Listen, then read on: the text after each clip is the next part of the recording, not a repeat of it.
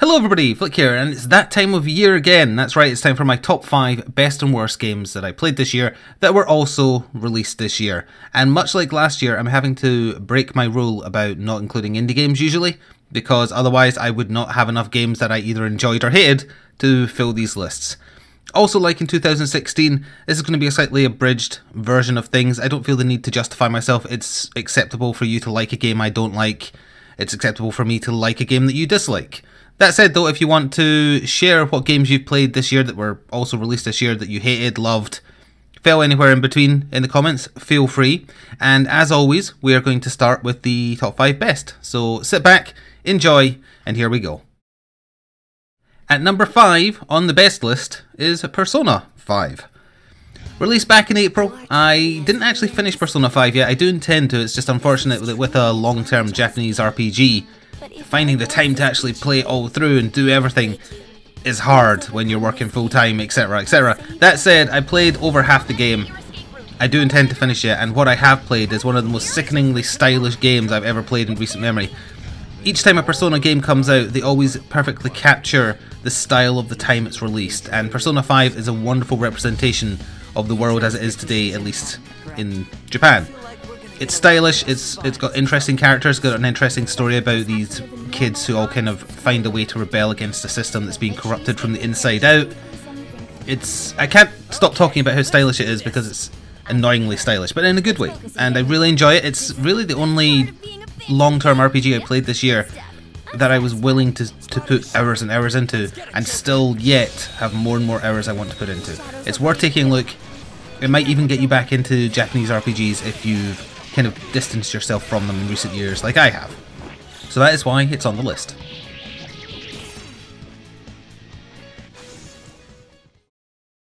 At number 4 on the best list is the only other PS4 exclusive in my lists this year, Horizon Zero Dawn.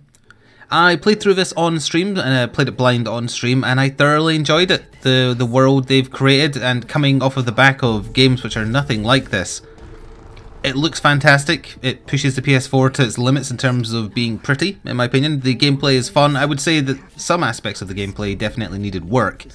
However, I was willing to forgive those because I was interested in the story, seeing how the world ended, seeing how it got reborn as this place filled with mechanical robots and humans that have become tribalistic again.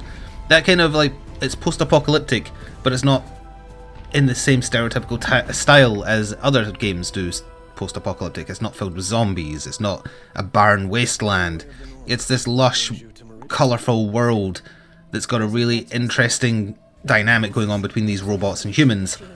And it might be slightly predictable how the world ended, and you can see where it's going to go towards the latter act of the game, but can't deny that I enjoyed playing it, and reception to the game seems to agree. I enjoyed Horizon Zero Dawn. I do give it a recommendation, and that's why it's on the list. At number 3 on the best list is Resident Evil 7. So I wasn't sure what to expect from Resident Evil 7, given that they'd gone into this only first-person perspective. They were trying a different storytelling style, and although I would say it kind of falls apart in the final hour of the game, where it gets a little bit too like the old Resident Evil games, that first half and then into the second half is done so well that I can't help but put it this high in the list. They got survival horror right for the first time in about 10 years. It is done with care, with a lot of attention to detail. They created a spooky atmosphere. There is occasional jump scares, which you probably know I dislike, but they don't rely on them. It isn't a horror game that's come out this year where it's like, this is horror, we're just going to put you in a dark room and make monsters jump at you every 5 seconds and you'll be scared now and this is going to be really great. No, they actually go for what I love, which is attempting, not always succeeding, but attempting to create this horrible, creepy atmosphere where you're stuck in this house with this bizarre family who may or may not be zombies, and you're trying to work out what's going on and you're trying to get out. Again, I think it becomes too much like the cliche action horror games they've known for doing in the Resident Evil series towards the end. But up till that point, it's fantastic. It's thoroughly enjoyable to play and to watch, in my opinion. If you've forsaken the Resident Evil series because of Resident Evil 6, I wouldn't blame you for a start. Resident Evil 5, maybe. Resident Evil 7 is a departure from that, back to its roots. Like, imagine playing Resident Evil 1 but first person, and that's the kind of creepy atmosphere you'll get here, with a bit more focus on characters, I would say. It's a great game, I thoroughly recommend it, and that's why it's at number 3. At number 2 on the best list is A Hat in Time. So A Hat in Time kind of came out of nowhere. It was Kickstarted, but I never heard of it. I hadn't heard of it until I got a review copy from the developers at some point, just up to or at release. And I thought one night, you know, this looks kind of interesting. It looks a little bit like Mario. I'll play it on stream and see how it is. And little did I realise how much I would end up enjoying this game that is a lot like Mario 64, Mario Sunshine. There's a little bit of old school Zelda in there as well. This fantastically charming, vibrant game about a lady who has magical timepieces, hats, and goes and talks to like ghosts and crows and animals, and meets this girl with a mustache who doesn't even have any explanation for having a mustache. She just has a mustache. And it's wonderful to play. It's just a joy to play. It's probably the most lively thing I've played this year. It's definitely the most colourful, but it's not colourful in an abrasive way. It's just they've created this bizarre world with mafia types, with ghosts, with owls and penguins who are at odds against each other, where peck is a swear word, and you believe all of it.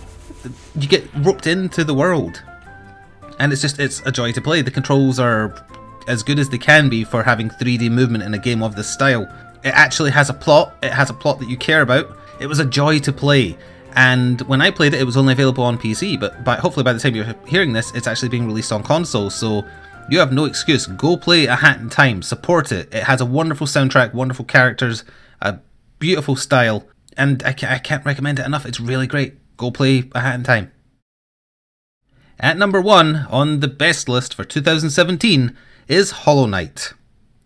Hollow Knight is flat out the game that has captured my imagination the most this year. I played a lot of Mega Man games when I was younger. Castlevania type games kind of missed me when I was a kid, but Mega Man type games and those sort of 2D adventures, they were my childhood, so maybe a nostalgic factor is in play here, but at the same time, Hollow Knight, Team Cherry have created this game which just has captured my imagination, and I will forever tell people to support them. Hollow Knight looks fantastic. They've created a world that is interesting. They've gone with this theme of bugs and this royalty and this battle against, well, I don't want to say too much in case you go and play it, but this battle against this entity that you can't really fight, and what happened to Hollow Nest, and you playing this part as the Hollow Knight trying to solve every problem. The most important thing with this type of game though is that it plays really well. It feels satisfying to play. You are rewarded for playing well. You are rewarded for learning boss patterns. The exploration is fun. Your abilities as they grow as they go on, and you find more abilities, and that means in previous areas you can find more secrets and find alternative paths. They lovingly crafted this beautiful world that I honestly cannot recommend enough. If you play only one game I recommend out of this whole list, Hollow Knight is the one I would say definitely. A Hat in Time was a close second, but Hollow Knight is just flat out the best game I played this year, and I'm so happy that the top 2 games this year in this list are indie games. It proves that you do not need a budget in the millions to create something good, something enjoyable, something with care and time put into it. Go play Hollow Knight, please support them. I want to see what other games they do in the future, even if it's a Hollow Knight sequel, if it's something entirely different. I want them to do well enough that they can carry on doing this, because what they have created shows that they care about what they make. Hollow Knight is the best game I played this year.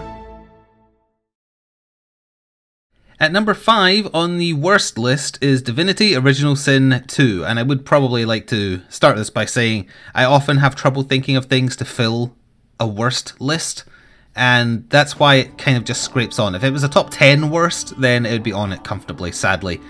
The first half of Divinity Original Sin 2 is a wonderful, fantastic, old school Western RPG experience that was...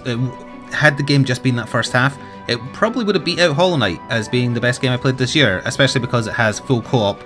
It integrates the cooperative aspect into the story well. But after Reaper's Coast, or towards the tail end of Reaper's Coast, which is the second area of the game and probably the biggest as well, the game just falls apart in such a disappointing way that by the end of the game, I'd forgotten the parts of the game I loved because it's so bad. After the halfway point, the writing falls apart. Decisions don't make any sense. The game assumes decisions that you might not even have heard of, or story beats you've missed. I remember saying, as we were playing it, that eventually past the point, it felt like we were watching episode 35 of an anime when we were last watching episode 20. It's like it skips this whole big gap. And it isn't that we missed anything, because I went back to check after the fact because I wanted to make sure it wasn't just us missing something. We didn't. It's just that's the way the game goes. The writing goes down the crapper towards the end. And I don't know if they were rushed, maybe. Maybe they felt like they had to get it out before some other big release or something like that. But it feels like after the latter half of Reaper's Ghost through to the end of the game is absolutely terrible. And it sapped all enjoyment out of the game for me, sadly. I stopped caring about anything else. I forced myself to finish it just to see the endings. Or the ending Tron, as it comes across very similarly to something like Mass Effect 3 or Deus Ex, not Mankind Divided, the other one. It's sad. I really wish that quality for that first island and then the first half of the second island was seen throughout the game. But it's very clear, I think, that they were just trying to create a long adventure rather than a good adventure towards the end. So that's why it's on the list. And number 4 on the worst list is Nioh. I am all for Dark Souls-esque games that are not made directly by From Software, so I was willing to give Nioh a chance, and there is still aspects of it I like. I love its visual style, I love its setting, although that seems to be what put most people off, sadly. And I think the level by level action is done well. The problems arise in that you've got to grind side missions. The side missions all reuse the same areas, so there isn't that many levels in the game. It's just sometimes it's at night instead of day. Sometimes you're starting at the end and going to the start. Sometimes you're at the start and you're going to the midpoint or going to the end. That and the bosses are just so disappointing. They're all fairly samey.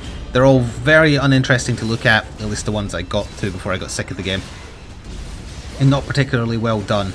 They looked at Dark Souls and Dark Souls 3, I think, and went for as close as an imitation to that as they could muster, and that is to its detriment, sadly. I didn't like Nioh. I wish I did, honestly, because again, I love the idea of a samurai-style Dark Souls game. It's a perfect match, in my opinion. They just ballsed up the execution of it to the point where I got bored of playing it. I don't know if it picks up after the point I got to, maybe it does, but I got sick of seeing the same almost pitch black wrecked dock levels, and then there was a terrible boss who I was told after the fact is the worst boss in the game, but it was just so badly done. It's just I'd had enough by then, so I wasn't willing to give it any fairer shake than that. It's out on PC now. It's not high enough on this list for me to say never play it, but I would say if you are going to give it a go in with low expectations, get it on sale. But I can't really recommend Nioh, sadly, and I wish I could. I honestly wish I could, but that's why it's on the list. And number 3 on the worst list is Flinthook, and I do lament putting a indie game this high up the worst list. And again, I'd like to say it's hard for me to find games for the worst list. I try and avoid bad games, so it's very hard for me to pick out of the ones I play in a given year ones I didn't enjoy, but Flinthook is the worst indie game I've played this year. It has some interesting ideas, they're all executed very poorly, and the game doesn't really have that much content. To the point where the final level is just essentially a boss rush. It's like Mega Man in a way, but done worse. You have to do all the previous levels and kill all the previous bosses, and then fight a big hard boss that you'll probably die to at least a few times, and then you recycle and you have to go through all that again. It's a horrible, desperate attempt to make the end of the game longer.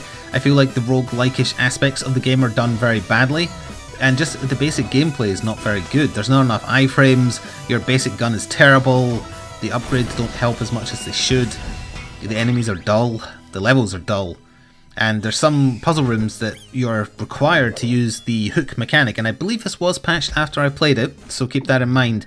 But originally I do remember there being a big problem with the button bindings, where you would accidentally do a thing instead of firing the hook shot in the direction you wanted. But as I understand it, that was patched, so I haven't tried it since then.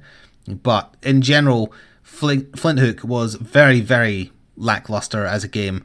I think it's overpriced a little bit as well, honestly, and I just did not enjoy it at all. At number 2 on the worst list is Destiny 2. I recently did a Let's Look At of Destiny 2 that I didn't plan to make. I planned to kind of bring up all the points I brought up in that here. So let me give you the streamlined version, and if you want me to go actually into depth to defend my position, go watch the Let's Look At of Destiny 2. But boring world, boring characters, boring gameplay, boring weapons, boring classes, boring everything, boring endgame content, boring PvP. The game is stale. The game is boring in every possible way that it is to be boring. I went in with exceptionally low expectations of Destiny 2 and was still left thinking, Jesus Christ, they released this and thought it was a game. Bungie has not changed. The only thing they're good at is music, I'll give them that, and getting the most out of consoles as far as controls and visuals. It looks nice on PC as well, but everything else, everything that matters, everything that should matter is terrible. I've seen people online arguing or discussing that it feels like Bungie accidentally created an MMO and they don't realise it. And it's a bit of a messy kind of metaphor for what they're doing with Destiny 2, but as I look into it more and I see their stance on things and where they're expecting to take the game, I'm kind of swayed towards that, yeah, they wish this was an MMO and it's not. It has nothing. But if you were to think of it as an MMO, like if you were to go in and think the way it does quests, the way it does leveling, the way it does story beats and characters, it comes across like how an MMO would do it. But they don't know that, and they've buggered up everything that it is possible to bugger up.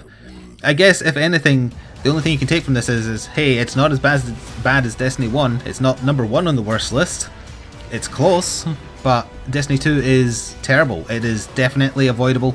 Do not play it, do not give them money. If you've not put a lot of time into it, seek a refund. It is not worth your time. They are hoping to grab you long term, to hopefully get you to spend additional money on DLC and whatnot, whether it be cosmetic or otherwise, it doesn't matter. It is a waste of your money and time, which are far more precious to you than Destiny 2. At number 1 on the worst list is Legend of Zelda Breath of the Wild. Now, because of Nintendo's draconian rules about how you handle covering their content and also not understanding how the modern world works, I can't even show you a picture of Link, I can't show you a trailer, I can't play any of the music, so instead here's an accurate representation of Breath of the Wild. It's a picture of an empty field with nothing in it, and that's basically sums up my experience. I did play the Wii U version. I don't think that's going to particularly matter for the complaints I have for the game, but Breath of the Wild is terrible. It's, if anything, I guess you could compliment Nintendo on trying something new. They tried an open world game.